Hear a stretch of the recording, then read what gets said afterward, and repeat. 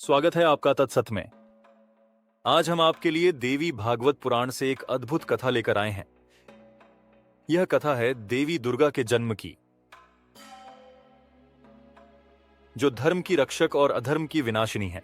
यह कथा हमें उस शाश्वत सत्य की याद दिलाती है, जब जब अधर्म बढ़ता है, ईश्वरीय शक्ति सृष्टि में संतुलन स्थापित करने के लिए प्रकट होती है। प्राचीन समय की बात है।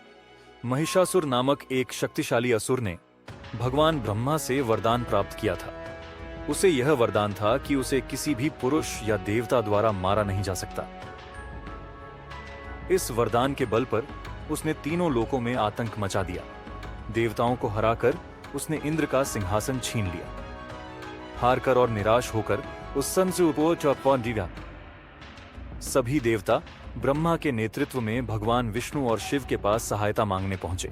एक दिव्य सभा में देवताओं ने परम शक्ति,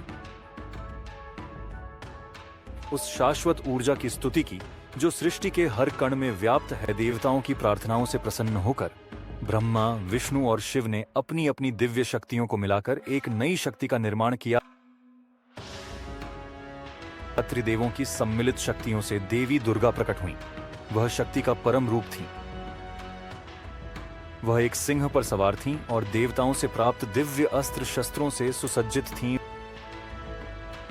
भगवान शिव का त्रिशूल, भगवान विष्णु का सुदर्शन चक्र, ब्रह्मा का कमंडल और अन्य शक्तिशाली अस्त्र शस्त्र जो महिषासुर का अंत करने के लिए थे।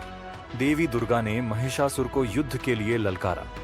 महिषासुर ने हंसते हुए सोचा कि एक महिला उसे कैसे हरा सकती है, लेकिन देवी अपनी दिव्य ऊर्जा से प्रकाशमान निर्भीक होकर उसकी पूरी सेना से लड़ी। उन्होंने असुरों के सेनापतियों को पराजित कर दिया और महिषासुर के हृदय में भय पैदा कर दिया। अपने अहंकार में महिषासुर ने कई रूप धारण किए, कभी सिंह, कभी विशाल योद्धा, तो कभी हाथी, लेकिन हर बार देवी दुर्गा ने उसे परास्त किया। अंततः जब वह अपने मूल रूप भैंसे के रूप में आया, तो देवी दुर्गा ने त्रिशूल से उसका अंत कर दिया और सृष्टि में शांति बहाल की। देवी भागवत पुराण से ली गई यह कथा धर्म और अधर्म के बीच शाश्वत युद्ध का प्रतीक है। यह कथा हमें याद दिलाती है कि जब भी अंधकार बढ़ता है, दिव्य शक्ति प्रकट होकर धर्म की रक्षा करती है। आइए इस कथा से प्रेरणा लें और अपने भीतर की दिव्यता को पहचानें। तत्सत के इस यात्रा में शामिल होने के लिए धन्यवाद।